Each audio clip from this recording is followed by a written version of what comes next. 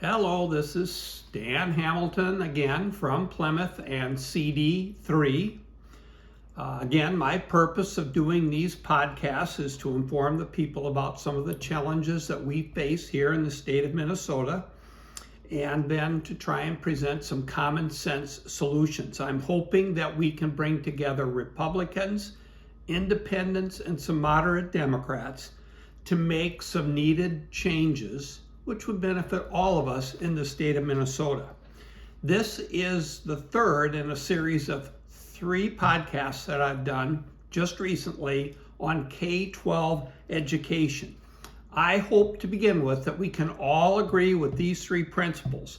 Our kids are our future, and we must invest in their education.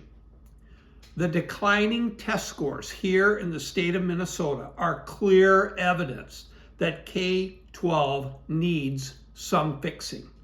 And finally, most of our public K-12 school districts are currently facing budget deficits. Those are 3 issues that I think, 2 issues that we face and 1 goal that we should be striving for.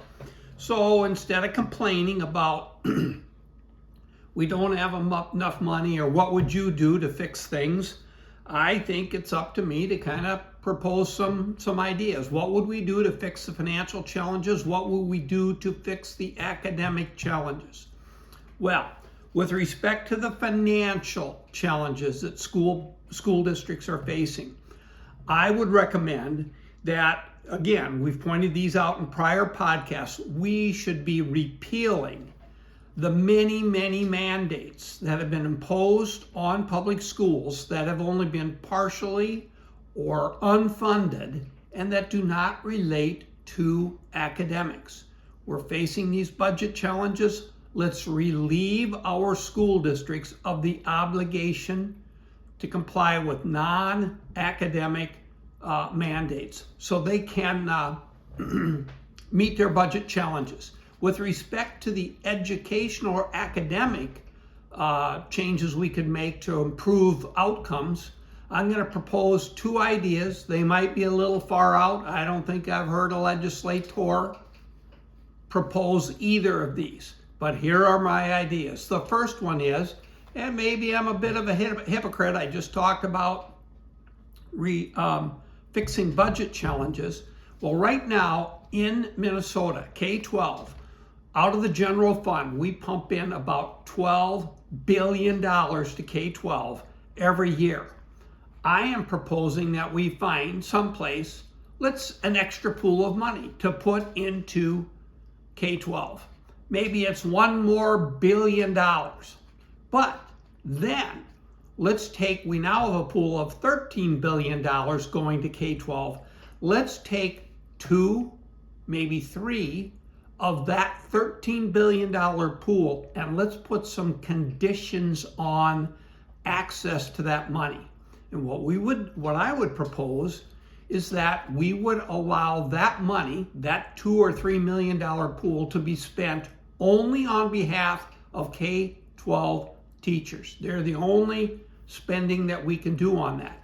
But that spending is dependent upon a school district adopting some form of merit pay or bonus-based incentive program for the teachers. Those teachers that excel in reaching our students, they should be entitled to a bonus. They should be entitled to make more money. Now, I know I'll get a pushback from the DFL. I'll get a pushback from Education Minnesota.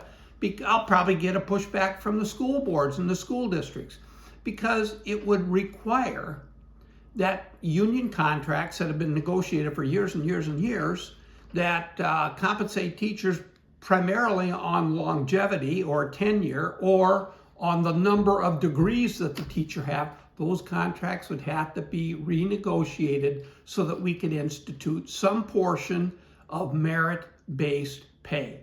Boy, wouldn't that be refreshing if all of our teachers knew, man, for the hard work that they do, if they do an exceptional job, they're going to make more money. So that's my first idea. My second idea, again, maybe I'm a hypocrite, but I want to introduce a new mandate, which is quasi-academic and quasi-non-academic. But we need to be teaching our children life skills, career and financial literacy. We must eliminate mandates that have been indoctrinating our kids into thinking they are victims and the system is rigged against them. Instead, let's provide a roadmap that shows them how to succeed, how to overcome challenges that all of us will inevitably face in life. Let's talk about the order of events that can lead to stability and success. The importance of getting an education, having a job, a car, a roof over your head, and a committed parenting partner before deciding to have a child. Let's talk about the risks associated with debt, whether that's credit card debt or student loans. Let's talk about avoiding student loans that will burden you for a decade, when you should be saving for a house, spending on childcare, or saving for retirement. Instead, some of these kids are saddled with student loans for decades. A student should be asking themselves, and we should be teaching them this, that if the job that they will likely obtain based on the education that they are pursuing, will that job provide a salary that will reasonably allow them to pay off their student debt in, say, 3 years? Not a decade, not 2 decades, but in 3 years. If not, maybe you should reconsider pursuing that avenue of learning. Let's talk about how to open a bank account, how to balance a checkbook, the role of Social Security and 401ks in retirement planning. Those life skills are so important for these children, and many are not being brought up or taught what can lead to success. Now, the hair guy, Vital Sassoon, he said that the only place you can find success before work is in the dictionary. Wow. When I heard that, or the way I hear it, is work and lots of it, and then maybe you will find success.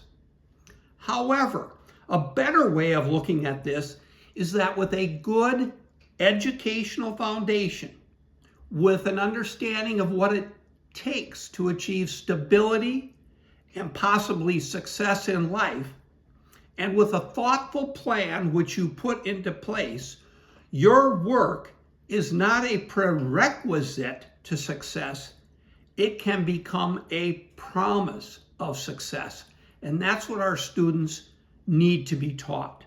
Let's equip all students with their plan so that when they leave high school, they have direction, hope, and purpose for the next chapter of their lives. Again, I'm asking that you please share this message, especially to independents and moderate Democrats. Let's get the word out on how to improve K-12 education. After all, it's our kids and grandkids and their futures.